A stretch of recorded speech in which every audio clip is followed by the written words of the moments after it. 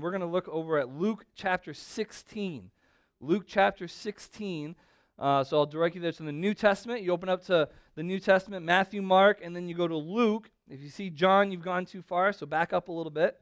And you're going to go to Luke chapter 16. And we're going to be looking at verses 1 through 15 as we continue in our current teaching series, The Rich Life, all right, a study of biblical finances. Showed up to church and they're going to talk about money. What a crock that is. No, this is far beyond just the money. All right, this is a rich life. What are we going to get out of this life that God has given to us? Last week we talked about, in the book of Genesis, we talked about Abraham and Isaac, and we talked about this idea of what you have. Today we're going to be talking about what you give. And we're going to be looking at Luke chapter 16, the shrewd manager, all right, the shrewd guy. So we're going to talk about that here in a moment. But what I want you guys to open up your hearts and think about real quick is, you know, each and every one of us, we always live next to this family, right across the street. This family, they got the big, beautiful house that sits behind the white picket fence. You know, they got the red painted door. They got the beautiful maple tree sitting out in their lawn with a tire swing. These people are all put together. Their kids are perfectly behaved. They've got the great jobs. They've got the perfect vehicle. These guys are all set up. They got a golden retriever named Scout who doesn't even poop on the lawn. Like this, they've got it all together, and we know exactly. And in fact, the Joneses, they have that great career, and next month you heard they've got a raise coming, guaranteed.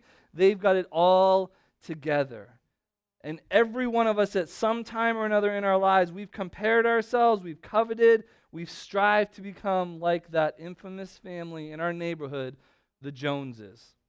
And we look at them and we say, hey, how can I be more like that? But I want you guys to think, when was the last time you stopped to look back at just how blessed we really are? What are those things that you're comparing to? What are you saying? You know, if I had these riches, then I'd be all set. When was the last time we looked at our lives and we looked at real biblical riches and what those actually look like? So this morning I want to challenge you to come and discover the rich life that God has in store for you. That's what this series is about. The rich life and what God has in store for you. So we're going to continue to look at that together. Turn in your notes, turn in your Bibles. Open up your hearts and be ready. Let's meet with God this morning. But what I'm going to do real quick is I want to actually read, I don't normally do this, but I'm going to read a couple of verses in a chunk to get the whole story. I want us to see the whole story first, and then we're going to come back and break it down a little bit. So Luke chapter 16, starting in verse 1, it says, Jesus told the story to his disciples. So this is a parable.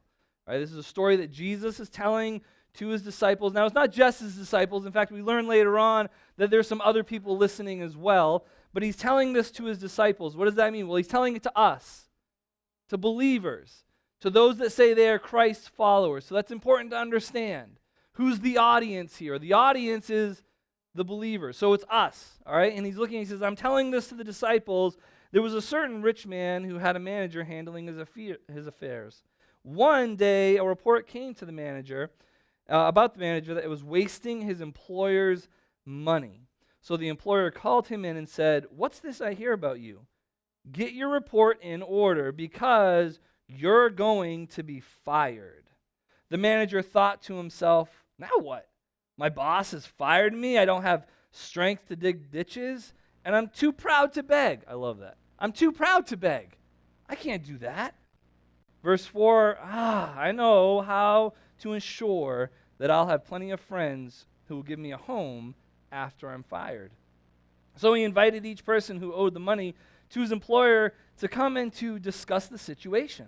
He asked the first one, how much do you owe him? And the man replied, I owe him 800 gallons of olive oil. What do you need 800 gallons of olive oil for? Anybody know? I mean, that's a lot of olive oil. He goes, take the bill quickly and change it to 400 gallons. Take 50% off. Verse 7, and how much do you owe my employer? And the next man said, I owe him 1,000 bushels of wheat, was the reply. Here the manager said, take the bill and change it to 800 bushels. Take 20% off. The rich man had to admire the dishonest rascal for being so shrewd. And it is true that the children of this world are more shrewd in dealing with the world around them than are the children of the light. So here's the lesson. Use your worldly resources to benefit others and make friends. Then, when your earthly possessions are gone, they will welcome you to an eternal home. Now, see, this is an odd story. How many of you guys have ever read this story before? The shrewd manager. This is odd. And one of the reasons why it's so odd is because Jesus is telling us, trying to teach us something, and all the characters that he's using are what we would consider like bad people. They're dishonest. You know, that one guy is firing another guy, one dude is taking advantage of the other guy's money, one guy is saying, hey, come in here, I'm going to help you out, right, on the DL, right? You owe 1,000, hey, let's just drop that down a little bit. You owe 800, let's just drop that down a little bit. You know, and he, all of a sudden, Jesus is using these characters that we would not normally look at as role models for how we should live our lives. So in fact, he calls him a shrewd manager. Calls him a rascal for what it is that he's doing. Well, what does this mean? How can we learn from these bad people? Well, the first thing I want you guys to see or to understand before we get into these notes is, you know, you can learn from anyone. Right? You can learn from anyone if you open up your eyes and your ears. You think about it. You have wisdom ahead of what it is that you're trying to understand. And that's one of these situations right here. We can learn from this shrewd manager, from this dishonest rascal that is being called out here. And we have to understand that we can learn from anyone in these situations. So what are we going to learn? All right, so we're going to go through this morning. We're going to take some time. We're going to grab some points about what we can learn from this person, this dishonest individual, this odd parable, this story that Jesus has for us. Well, the first thing I want us to understand is, when you looked at that number one, our money is not our own. You could even take that word money and just put like possession if you wanted to. Our possession, our riches, our treasures, our finances are not our own. Look at this. Again, in verse 1, he says, there was a certain rich man who had a manager handling his affairs. All right. One day, a report came that the manager was wasting the employer's money. So in this scenario, we're the employers, right? We're the managers. I'm sorry, we're the managers, not the employer. We're the managers. It's not our money. It's not our riches. And this is the first thing we've got to think about when it comes to the rich life, because you understand that these riches didn't come from you. They came from somebody else. And when you get that mindset, everything else changes. Everything else is going to shift because you understand it's not yours. How many of you guys have ever borrowed a car from somebody? I currently am in this unfortunate situation. But when you drive somebody else's car, right, you kind of go a little bit more mellow, right? You're like, okay, this isn't mine. We'll go a little slower. We'll take the turns a little wider. We'll put the nice gas in. You know, we do all these things. We don't drink the coffee in the car.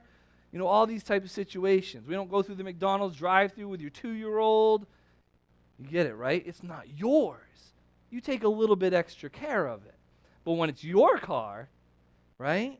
When it's your car, man, the only seat in the car that's clean is which one? The driver's seat, right? Because everything else is filled with stuff. French fries and car seats. And we had like 7 pairs of rollerblades in our van the other day. I don't even know where they came from, right? We don't take care of it as well when it's ours. So when you start thinking, hey, this isn't even mine. Okay, I need to start taking a little bit more care of it. I need to think about it a little bit more. I need to understand when I go to spend what's not mine to begin with, I might need to think about that a little bit more careful. See, Psalm 24:1 says, the earth is the Lord's and everything in it. The world and all its people belong to him. See, God, he's the original creator of all of this. He made it all. It's all originally under his control. It was his creativity that put it here. And he has ultimate control all of it. Now, we can get into the theological debate, and I've talked a lot about in the past how, the prince of the world right now, Satan, roams around and he has control of it. And you can get into Revelation and talk about who really has the deed to the earth right now and all this type of stuff. But the reality is that the creator of the world, the guy who made it all up from the beginning, he has ultimate control over it. There might be somebody else driving the car right now, but God has that power to stop it all. He's in control. It's all his. And you got to understand that. So when you think about that first, that the money, the riches, the treasures, the finances, it's not our own to begin with. Now you start to understand a little bit more about what you should do with it. Let's look at, so number 2. So when we understand that, when we see our money is not our own, we should also understand how we steward it is not a secret. How you spend it, what you do with it, how you work it, you're not getting away with anything. It's not a secret. Now see, I may not know what you do. Your friends may not know how you spend or what you do. Your spouse might not even know how you spend or what you do. But it's not a secret. Verse 2, he says, so the employer called him in and said, what's this I hear about you? Get your report in order because you are going to be fired. He's found out.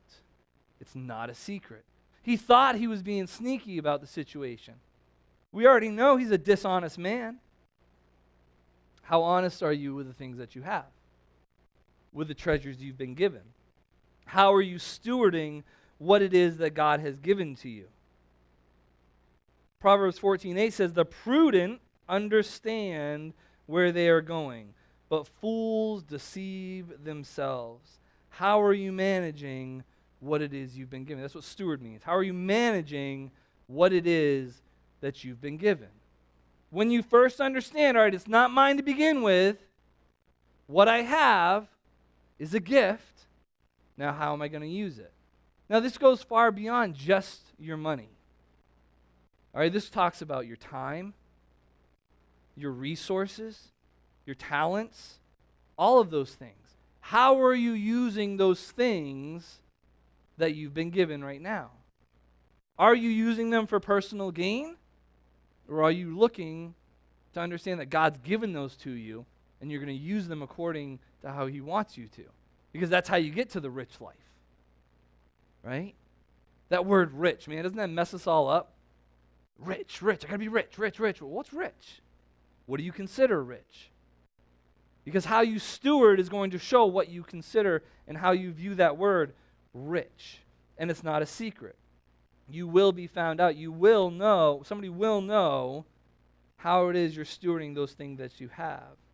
Let's look at verses 3 and 4. It says, the manager thought to himself, now what? My boss has fired me. I don't have the strength to dig ditches, and I'm too proud to beg. I know how to ensure that I'll have plenty of friends who will give me a home once I am fired. See, the next thing that we can, remember how we can always learn from somebody? Always learn from it. You're sitting there going, man, this dude is like, I'm not going to introduce my children to him to show them how they should be living their lives, but let's learn from this guy. The first thing we need to learn from him, number 3, is we need to be thinking of the future. That's what he was doing, right? And he was on top of that. He knew, okay, man, I'm about to be fired. What's next? All right? Now, I'm not saying that this only relates to you if you're in that situation, but if you're going through life and you say, all right, well, this is about to happen. How am I going to manage it? How am I going to deal with it? Where am I going to go? What am I going to do? How am I going to take these next steps in my life? How am I going to go through what it is that I'm about to go through? We need to be thinking about the future. And we won't always sit there and this again, you don't need to agree with everybody that's around you. You're never going to agree with everybody that's around you. I mean, just look at your spouse, right? How many of you guys never disagree with your spouse?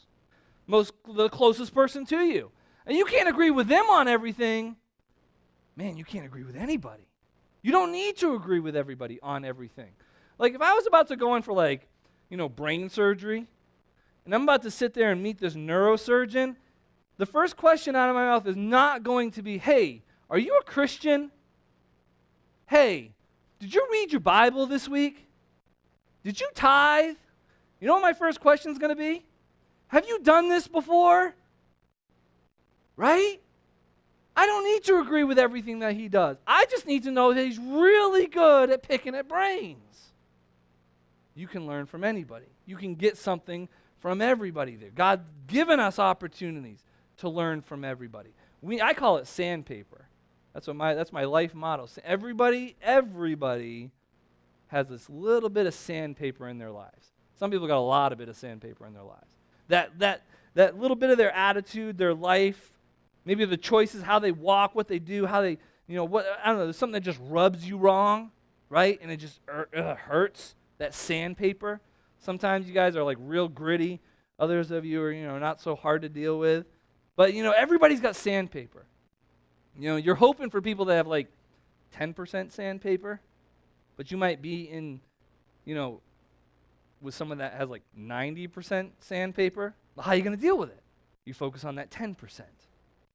You focus on that little bit, even if it is a little bit, or maybe it's a lot of bit, of what it is that you can learn from. What it is God's trying to show you. How you can continue to walk forward where God has you, even though it might be difficult. And we need to be thinking about that future. I mean, this guy right here, this manager, he's conniving, he's lazy, he's proud. He's not a role model. Proverbs 16:9 says that we can make our plans, but the Lord determines our steps. We can continue to walk through, look at the things that are happening around us, make all these grand plans, but if we're, especially as believers, if we're not focused on where God wants us to go, no matter how hard it is, we're not going to be going in the right direction. Proverbs 23:5 says, in the blink of an eye, our wealth will disappear, for it will sprout wings and fly away like an eagle. How is that relevant at all? Everything that we have, all right, everything that our future is built upon, we need to remember this. This is free right here. This is side points, not in your notes, okay? When you build your life upon something, you need to really be careful that you're not building it upon something that can just go away and disappear. Right? You're building your life upon money. You know where money can go? Like an eagle, just fly away. That's why, our government did such a great job. They put an eagle on all of our money. This is just to show us, to remind us. It's just gone out of nowhere. Disappeared. You build your life upon friendships. That's your foundation. Friends can leave. Even loved ones. They can leave. They could pass. The only thing, the one thing that you can guarantee will never leave you, Jesus Christ. It's the only thing. It's the only thing that we can be 100% sure that when we stand upon that rock, that cornerstone, it's not going anywhere. And we're set. And you can build upon it. And it won't go anywhere. When you understand, when you look to your future and you're saying, how am I going to get there? What am I going to do? How am I going to build this foundation that I'm going to walk on and get through life with? I got to deal with the sandpaper. I got to deal with the lying. I got to deal with the fleeting of money and circumstances in my life. I got to deal with people that are going to betray me and hurt me. I got to deal with job changes. I got to deal with health issues. I got to deal with all these things in my life. What am I going to do? How am I going to stand to get through this one thing? You stand on Jesus. It's the only guarantee you have as you go through. So we need to be thinking about that future in our lives. We need to be going through every single opportunity in our lives to be closer and building upon Him. So thinking about that future. Let's look at verses 5 through 9. If I can find verse 5. There it is. So he invited each person who owed money to his employer to come and to discuss the situation. He asked the first one, how much do you owe him? The man replied, I owe 800 gallons. He says, write it down to 400. So the next man comes out, how much do you owe him? I owe him 1,000 bushels of wheat. All right? Write it down to 800 bushels. The rich man had to admire the dishonest rascal for being so shrewd. And it is true. The children of the world are more shrewd in dealing with the world around them than are the children of the light. So here's the lesson. Use your worldly resources to benefit others, make friends. Then, when the earthly possessions are gone, right, all those foundational things that you built on that you thought were going to get you through, when those things are gone, they will welcome you to an eternal home. Number 4, invest in people's eternity instead of personal gain. Invest in people's eternity instead of personal gain. And that word invest, right? That word invest specifically, like your money, your time, the blessings that you have, the resources you've been given, all of those things. How are you investing in, not in getting more money or getting a better job or getting another promotion or a nicer car or a bigger home or any of those things, a higher status in society? Are you investing in people? Because those are the eternal options right there that you can build on. That's what this guy did. Okay, we're learning from him, right? I mean, this guy, he was a swindle. But all of a sudden he realized, he goes, oh man, you know what? If I start pouring into people, those people are going to come back and return something for me. He goes, and Jesus says it. He goes, guys, do you see what he's doing here? He's not investing on all these things of the world that say that's what you need. He's investing in the most important thing. Now, he's doing it a little wonky, but that's what he's investing into people. Invest into people's eternity instead of the personal gain. You know, you have to ask yourself, all these things in our lives that we're putting into, we're always reaching for more. Have you ever heard how much more do you need? What's the answer? Just a little more. It's always just a little more. If I had just a little more, you know why it's always just a little more? Because we're never satisfied. We're constantly reaching for more. Ecclesiastes 5:10 says, those who love money will never have enough. How meaningless to think the wealth brings true happiness. All right, we're always wanting a little bit more. Man, if my car was just like 3 years newer, right? My house was just 1 bedroom bigger. If my job gave me just $5,000 more. If I had just a little bit more, then I'd have the rich life. But we never get there, do we? We're never satisfied because we're investing in the wrong thing. We need to invest in the people.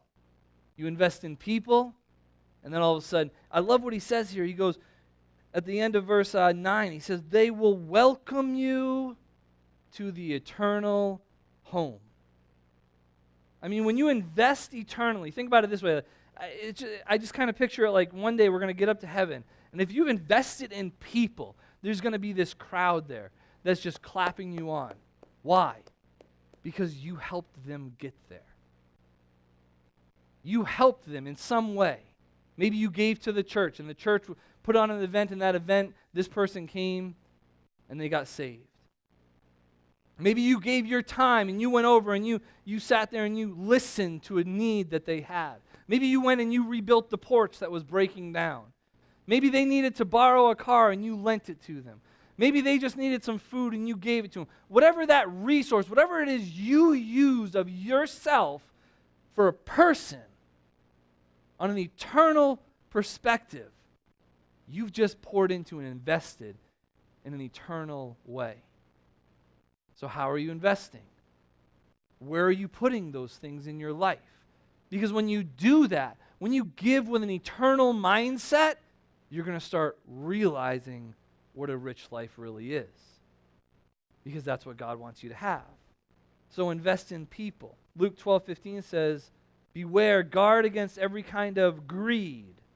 Life is not measured by how much you own. That word greed, right? Me, me, me, me, me, me, me. It's like born into our kids at the very beginning. We're going to slowly pull them out of it. Me, me, me, me, me, me, me. If that's our mindset as adults, when we're given these resources, when we're given these things, these gifts, we're never, ever going to have that satisfaction of a rich life because we don't understand what rich really is. Invest eternally in people, not in anything else. Verse 10, if you are faithful in little things, then you will be faithful in the large ones.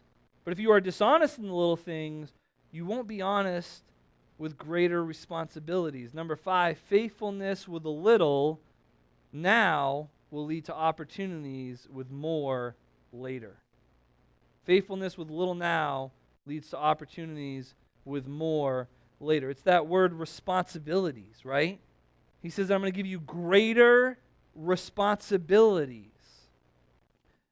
Doesn't mean greater riches. It could sometimes. Doesn't mean a nicer this or a bigger that or a greater this. But when you're responsible, when you're dedicated to what God has given you, the little things now, He can then see that I can give you greater things later to work with. I can give you more later on. Faithfulness with the little now that you have leads to opportunities for more later. Matthew 25:29 says, to those who use well what they are given, even more will be given, and they will have an abundance. But from those who do nothing, even what little they have will be taken away. I mean, that doesn't always happen, right? Man, you just got there. And then it's all gone. You know? I mean, yeah, you got that, like, emergency savings up, and right when you hit that goal, I'm going to have $2,000, and this emergency fund, nothing touches it, because it's for emergencies. And, like, you went from, like, $1,999.99, and you put that penny in, and then, like, your car blows up, right? And you're sitting, oh, come on. I was there. I had it. It was in my grasp. He goes, are you faithful with the little things? Are you faithful with what I've given you? Or are you going to blow those things away? Do you understand how rich you are? Do you understand how much I've given you? And what are you using it for? You know, we always look, hey, God, come on, just give me a little bit more. Well, have you been faithful with what you have now? Are you faithful with little so that way He can bless you with more? We always desire more, but do we understand what we have now? Number 6, how about this? Our focus. Our focus needs to change direction. So for our faithfulness to grow, for the opportunities to grow, our focus needs to change direction. How did that happen? Look at verse 11. He says, and if you are untrustworthy about worldly wealth, that's where our focus is, right? The worldly wealth. If you are untrustworthy about the worldly wealth, then who will trust you with true riches in heaven? And if you are not faithful with other people's things, why should I trust you with things that are not your own, or things that are of your own? Because if you're not going to be trustworthy with the important things, why would I give you more? Why would I give you more to use now when I can't even trust you with what you have?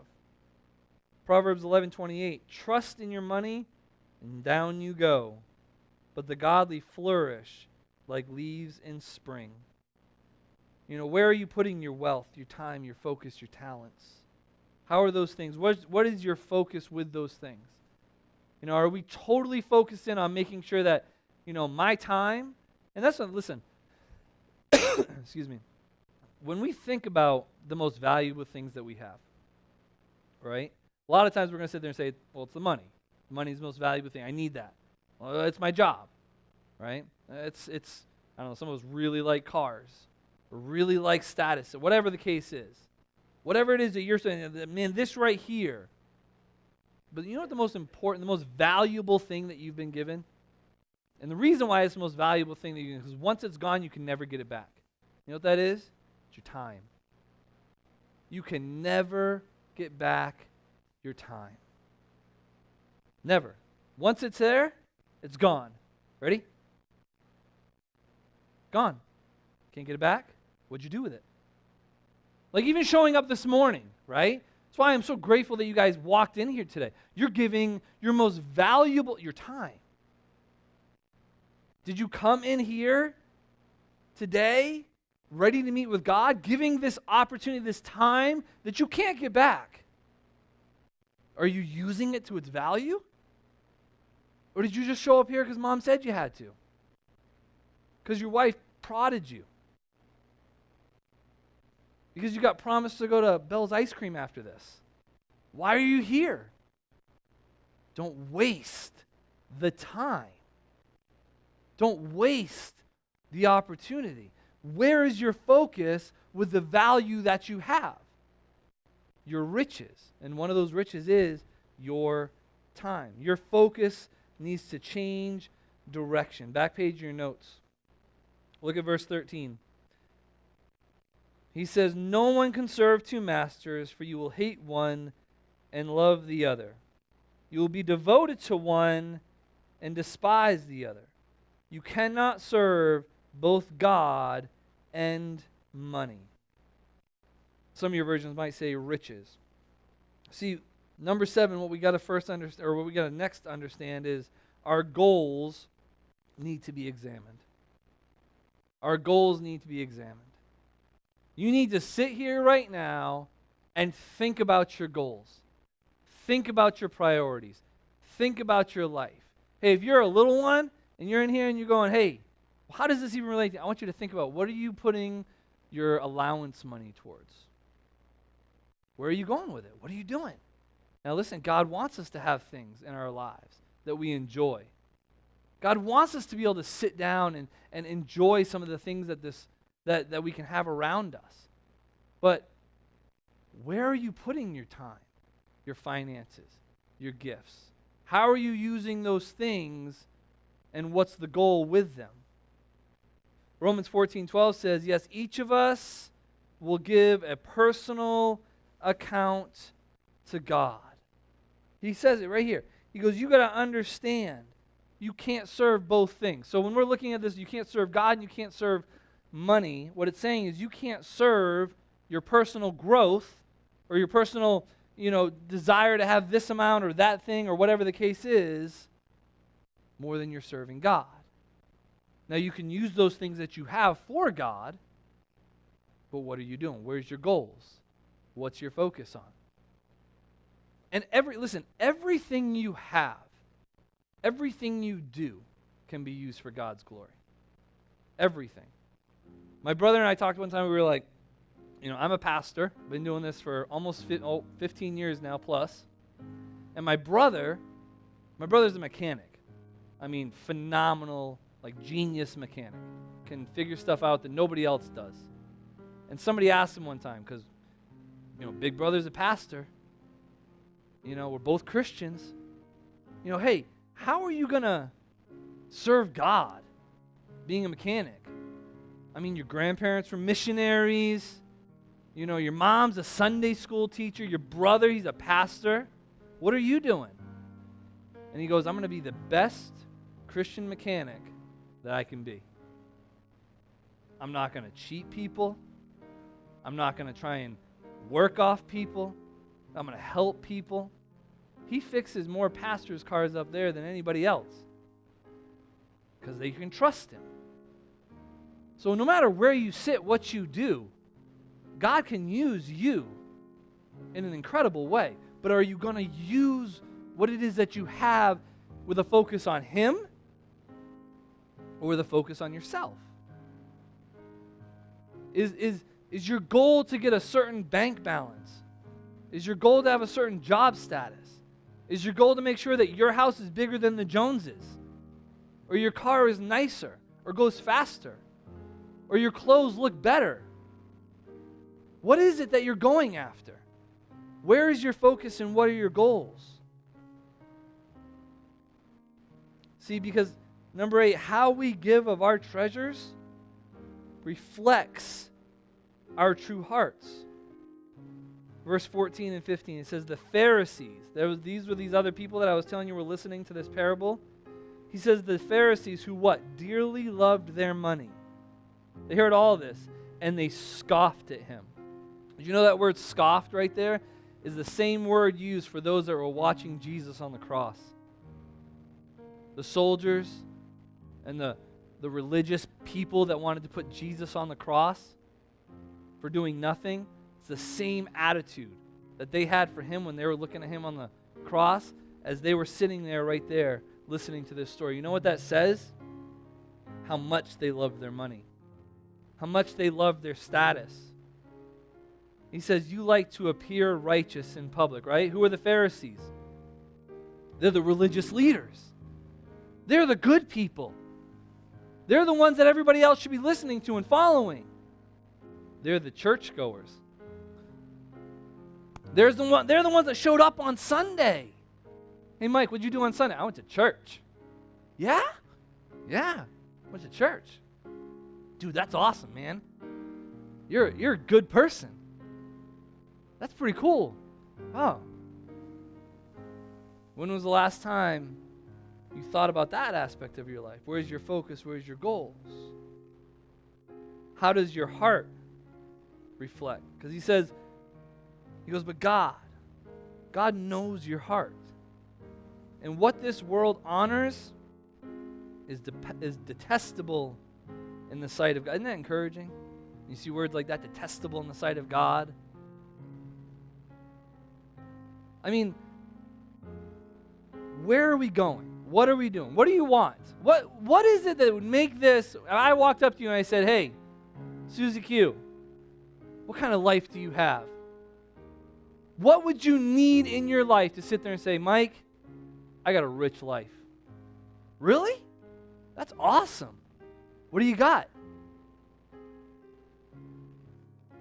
I've got this foundation on this cornerstone named Jesus. And no matter what I go through, no matter how hard it is, I can get through it and I can sit there and say, man, I am blessed. Mike, didn't you have to go through the cancer thing? Yeah, I did. I got a rich life. Mike, didn't you lose 5 babies? 6 babies? Yeah, I got a rich life. Isn't your truck broken down on the side of the road over there somewhere? Yeah. I got a rich life. Didn't you just lose your job? Man, I got a rich life. Isn't mom sick? Yeah. I got a rich life. Why? How? What? My riches are not found in this world. Everything I have is nothing compared to who I've got. And that's Jesus. And friend, if you want this, you can have it. I told you at the beginning of this series, this isn't about the money. I don't know who gives. I don't know what you give. I'm not asking you to give. I'm just asking you to think. Why? Because I want you to be blessed. Why? Because it's awesome. It's great to have the blessings of God in your life. Do you want that? I've got it. And you ask me, I got a rich life. I really do. But I don't have half the things the world says makes me a rich man. What do you want? And how are you going to get there? Wherever your treasure is, there the desires of your heart will be also. So what are you doing with what you've been given? And can God trust you with more?